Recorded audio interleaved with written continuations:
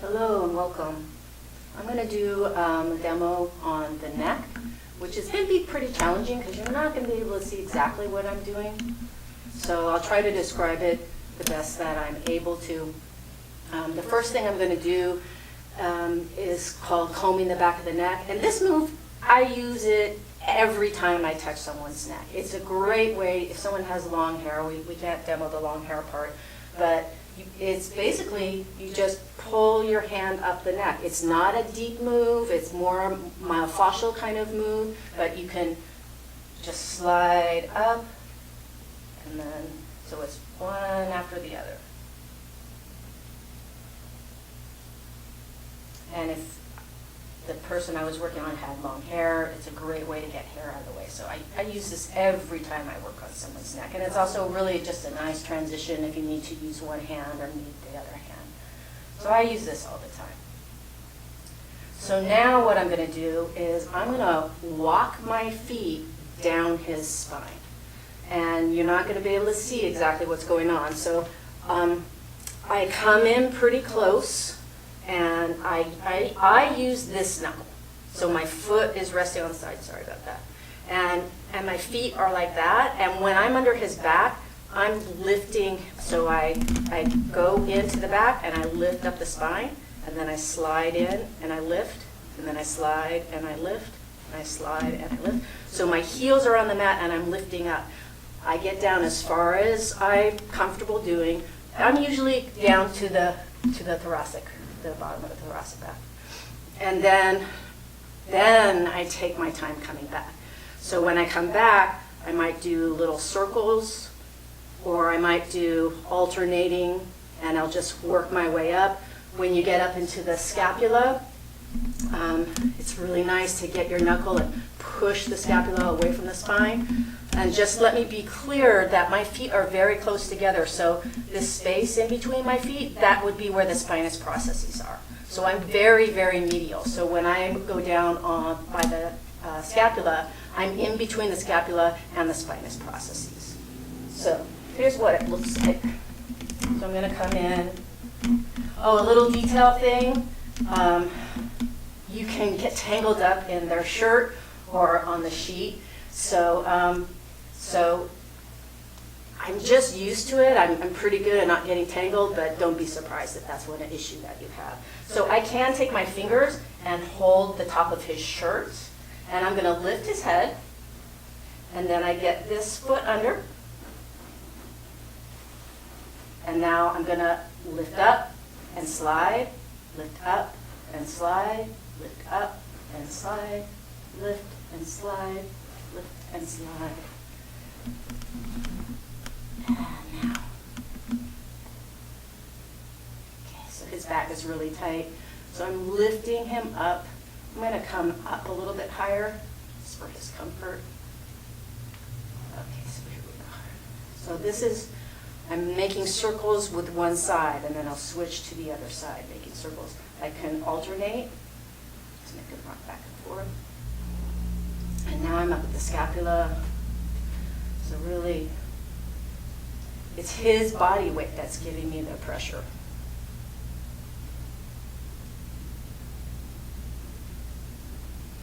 Now, this, a little bit of bragging. See this beautiful muscle right here, my tibialis anterior? This muscle is a very, very strong tibialis anterior. So to be able to do this, if you've never done this before, don't be surprised if you can't go more than 30 seconds, a minute at the most. I'm really strong here, so it's not hard for me at all. I'm just used to it. So I can hang out here for a while. And now it's a great opportunity to have a really nice traction. So I'm going to come up, I'm going to put my foot probably like just medial to the acromion, both sides. So I'm going to push his shoulders down, and my fingers are hooked in to the lateral occipital ridge, and I'm pushing down and traction.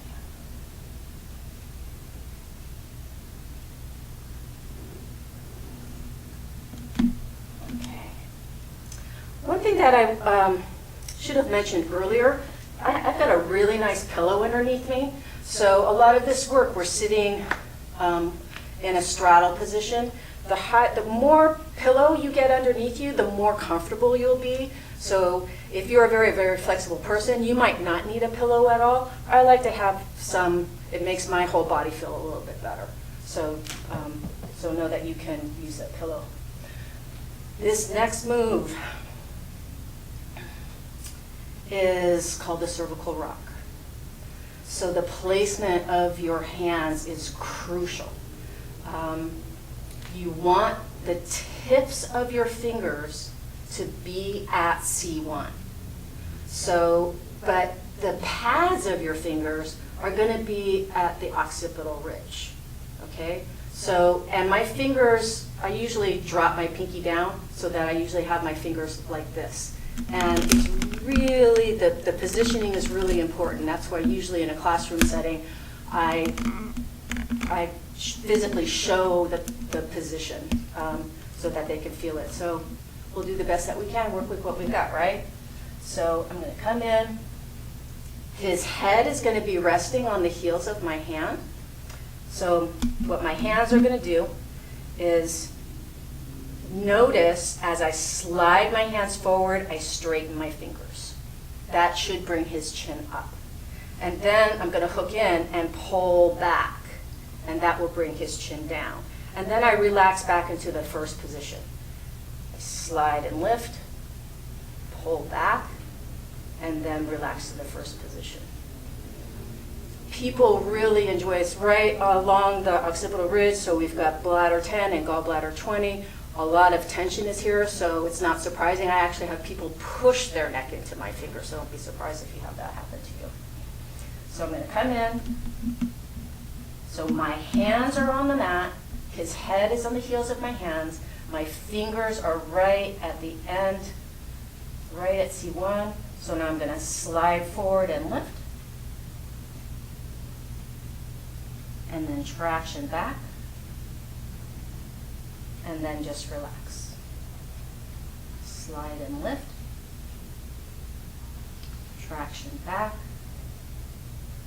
And then relax. This move, you really want to get this down, not just because it's a really good move, but a couple more steps. We're going to be doing something a little bit more advanced, so you really have to have the cervical rock down to be able to do the figure eights. Okay? So again,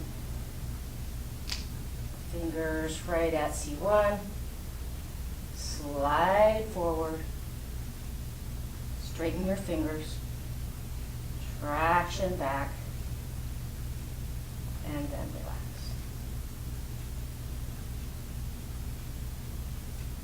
All right. So now,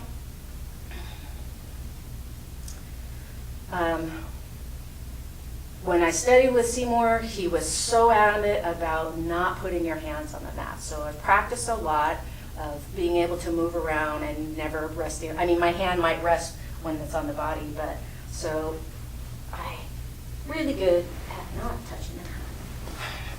All right. So we're going to do a forearm roll. So there's so many variations on this. Brent has a very deep lordotic curve on his neck, and so you can see there's actually big space here. This is a big space. There are some people where you have to push into the mat to be able to get underneath. I don't have to push in at all. I can just slide right in. So there's going to be a lot of variation on the different necks that you work on. So I'm going to slide in. The other tricky thing is that I don't want to talk right onto his face. So I'll try to explain as much as I can out here before I start talking into his face. So I'm going to slide my forearm in, and what you want to happen is you need to get a really strong connection between the occipital ridge and your radius. So in Brent's case, I really have to rotate my hand and I have to lift up. Some people, I can just slide under and I just do a slight rotation, and it's the friction between the radius and the occipital ridge that's going to get the movement. So he's going to be rolling his head on my forearm, and I'm not doing anything with this hand. I'm just letting it rest here just as a support and just a better connection. So I'm going to come in and now see if I rotate, see how I can still go back and forth. So in Brent's case, I have to lift up, and then as I pull my arm out, he rolls. So that's the kind of connection that you want to get. Now notice that his ear is landing in my palm. So what could happen if maybe I came out too much and then I rolled, and see how his ear goes into my wrist? I would just drop down, slide my hand until it was in the correct location, and then roll.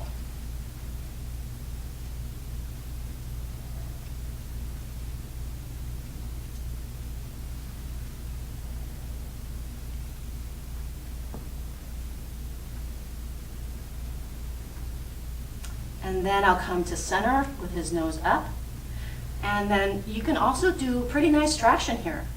Just traction with your forearm.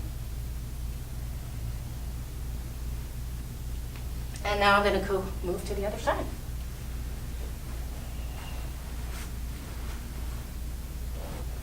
So you need to use the arm that's closest to the foot. So now I've had to switch arms. If I do it on this side, my whole torso's in the way. So now I bring my arm in, and again with Brent, I have to rotate and lift, and then pull.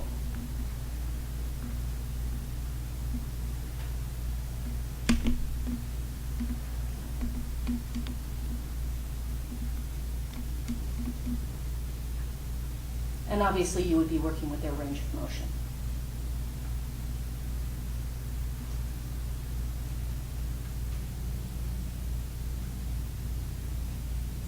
And come to center, a little bit of traction, and go back.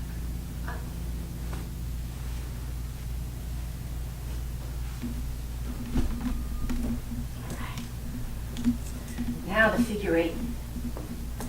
This is a lovely move. It's pretty advanced. You have to be pretty dexterous with your fingertips and your hands. So it might take a little bit to get. So I'm going to hold his head exactly the same way that I hold his head when we do the cervical rock. So my fingertips are in the same place. They're right at C1. His head is resting in the heels of my hands. But now what I'm going to do is I'm going to rotate his head. So I think about, so the weight is even in each hand. So I'm going to rotate his head so that all the weight gets poured into this hand. So that's going to bring his nose to his shoulder here. So I'm going to rotate there. Now that you've mastered the cervical rock, I'm going to do that cervical rock with only one hand, and that's the hand that is bearing the weight of the head. So I do that. So his nose first goes to his shoulder, then I do the cervical rock. It's going to bring his nose back. And then we're going to come to center. So I'm not going to traction. I'm just going to rotate the head back to center. So in the cervical rock, we went up, we tractioned, we relaxed. Now I'm going to rotate, do the rock, and just guide the head back to center. Rotate to the other side. So now all the weight is in this hand. Do the cervical rock with one hand, and then guide the head back to center. So the figure eight is his nose moving in this direction. Okay.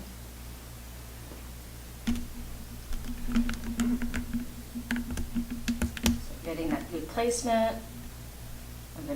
So when I rotate his head, this hand continues to stay on the mat, and this hand lifts up.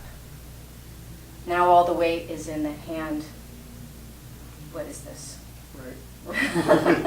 Right. So now I'm going to do the cervical rock. And now I'm going to guide back to center. And then to the other side. Cervical rock.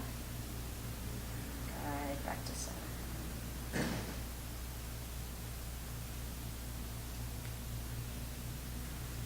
doesn't matter whether you start on the left or the right. You could start either one.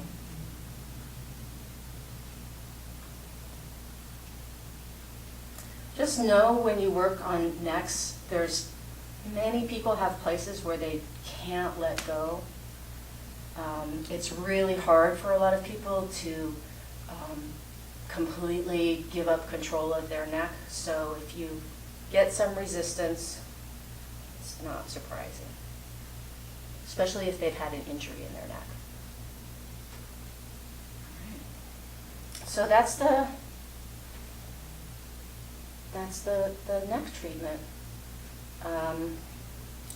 We move into going and doing some scalp work.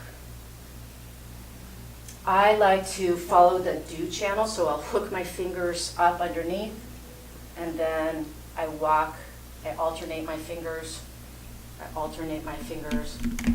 up the dew channel when I'm on the back of the head. But then when I get to the crown, I switch to my thumb, and I walk up the dew channel. It's a really lovely point here, right at the crown, 220.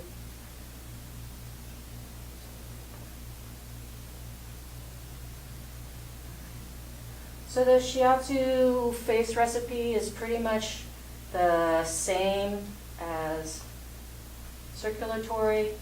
It's just there's a few points added in. So you can work on the brow. I like to pinch the brow. Pinch, pinch, pinch, pinch. So coming up right here, right on either side of the nasal bone, where the nasal and the frontal bone meet, kind of hook up in. This is bladder 2.